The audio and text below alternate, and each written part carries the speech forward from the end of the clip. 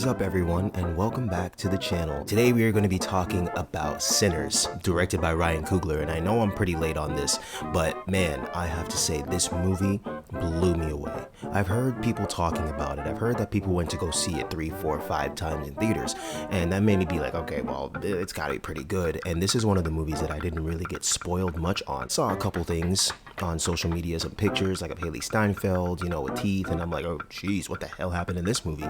But I didn't really get spoiled by a lot of things or anything really at all. Just a couple stills of various moments, and then with Mrs. Chow, I know that people were kind of like raving about her or hating her for some reason. After seeing the movie, I see why, but it's crazy how this one movie I did not really get spoiled a lot on. So what I gather, the basic premise of the movie, there's a kid named Sammy Moore played by Miles Catton, and this kid is a musician, and he is a damn good musician, and his father's a pastor. So his father, and just like how religion back in the day, and even now, people are like, oh, music is of the devil, and certain music brings in spirits, and certain music does this, and certain music does that. Back in that time, people were thinking, if you're a musician and you're singing certain types of music, you're inviting the devil in. And it's like, oh, if you keep dancing with the devil, he's gonna follow you home. That's actually a line from the movie, which I thought was pretty cool, how he said it and why he said it, because of what happens later on in the movie. So as I said, you have Sammy Moore, who's a musician, and he just wants to play, man. He doesn't care who he's playing for. He just wants to showcase his talent and share his music with people. So his cousins come into town, Smoke and Stack, played both by Michael B. Jordan. And fun fact about this movie and Michael B. Jordan playing this role, Michael B. Jordan actually studied and rehearsed with various twins so that he could see how to act on both sides. He could see how one twin might act, even though they might be identical twins. Obviously, they have different character traits, different mannerisms. So he worked with twins so that he could truly embody what it meant like to be an identical twin. Throughout this movie, we have various characters that show up and play pivotal roles, such as Haley Steinfeld, who plays Mary, Lee Jun-Lee, who plays Grace Chow, who is very significant of a character, one of the lighter-skinned Asian people that are in the movie, and I say very significant of a character because of what happens with her later on. Omar Benson Miller, who plays Cornbread, and I was trying to figure out where I had seen him from because I see him in a lot of things, but one thing that I remember him from distinctively is the first Transformers movie with Anthony Anderson, and he's in the house and the cops are chasing him and he's like, cops, we got cops. He's like, I'm just a cousin. Like he is so funny in that movie.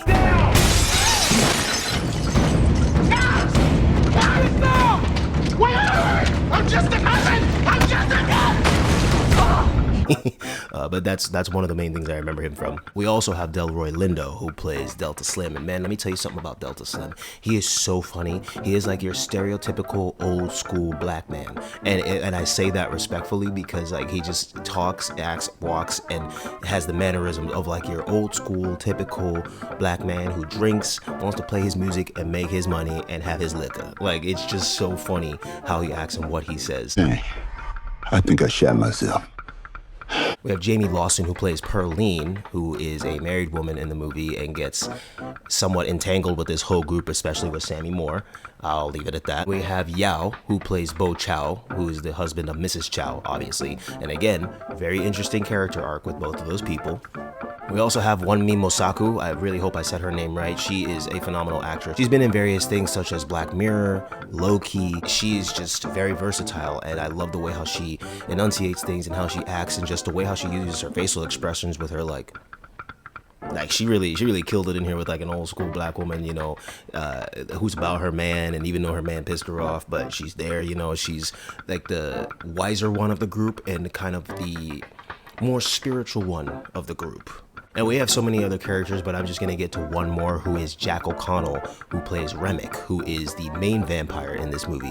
So if you really didn't know, this movie is a horror film associated with vampires. I will say that the movie is so beautifully done because you don't really know, unless you went in knowing about the fact that there's vampires involved or it's a horror movie, you wouldn't really know that it's a vampire horror movie. In the beginning, you think it has something to do with spirits because of like the little flashes in the beginning, and you just think that, oh, this is a racial divide movie that might have some horror elements to it, but then when it gets really down to the really nitty-gritty, you're like, wow, this is a beautifully made movie. When Jen and I were watching this movie, we were like, yo, this is almost like a somewhat horror musical too, because of how many songs they sang in the movie. If they did decide to make a true horror musical franchise, the way how they did Sinners, that would be beautiful, because the way how these people were singing in the movie, it had this eerie tone to it, and there were certain songs that made me feel uncomfortable, but I still loved the movie and I loved the incorporation of those songs. And come to find out, after doing some research,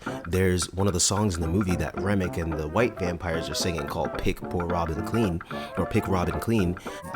It is such a messed up, twisted version of the songs, and forgive me about this, I only read this once yesterday, so forgive me about this if I might be a little bit off with some of the details. So there's a older black woman who had a similar song, and then white people, I guess back in the day, twisted the song talking about picked poor Robin clean, because they would invite black people to picnics, and a picnic was a very derogatory term, because a picnic meant that they were going to pick apart black people for white people's entertainment, and they pick them apart right to the bone, and pick their body parts apart and have crows, eat them because they're dead. So it's just so crazy that Ryan Coogler did so much research and got to like true meanings of certain songs and certain statements and certain phrases, and then put it in this movie, because you never would have really known that. But everybody that I've seen that says something about that song, they said, I don't know, it just made me feel uncomfortable for a weird reason.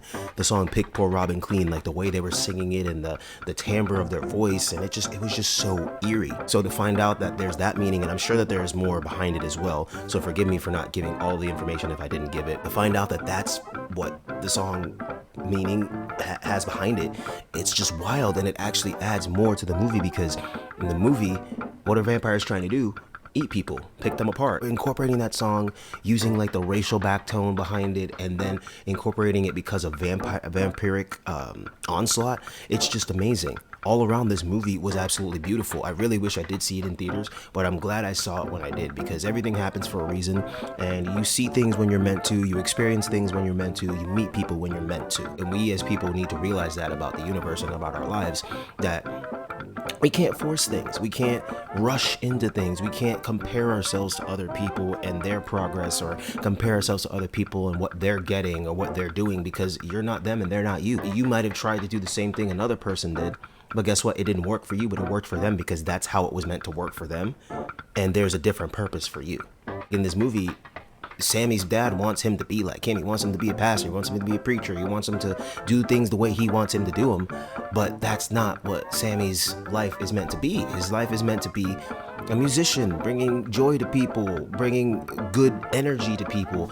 And yes, he might have opened a doorway a little bit when he was singing his songs a little bit, but at the same time, you welcome in both good and bad things sometimes. And even if you don't know it, case in point with music, you welcome in certain things. So I thought that this movie did a great job with incorporating certain lores and certain folk tales, if you will, and a little bit of history too. Cinematography was beautiful. The set design, the costumes, the acting, the chemistry, and the accents. Like, these people really made me believe they were in the 1930s, living it up as, in this old school town. Like, it's crazy. The whole idea behind the Ku Klux Klan and how they were trying to actually take advantage of people with their money, and it's just crazy how this movie went, and it was just such a beautiful movie. And I give Ryan Coogler credit, and I cannot wait until the second one, because it's already been confirmed that there is going to be a sequel. So I'm very curious to see, especially with the ending with Sammy and two other people specifically, I am very curious to see what the sequel brings to us. So thank you guys for joining me for this review. It's much appreciated. If you aren't subscribed to the channel, hit that subscribe button and the bell next to it so you can get a notification anytime there's a new video. Leave the video a like and leave a comment down below and talk about the movie. Did you enjoy the movie? Did you not like the movie? What were some of your favorite things, or what were some of your negatives about the movie? All right, guys. Until the next one.